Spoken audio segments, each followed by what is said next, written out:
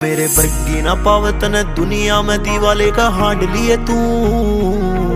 चाहे कितने बांध लिए छोरे धागे ना तबीज डोरे बांध लिए तू है। चाहे कितने बांध लिए छोरे धागे रे तबीज डोरे बांध लिए तू।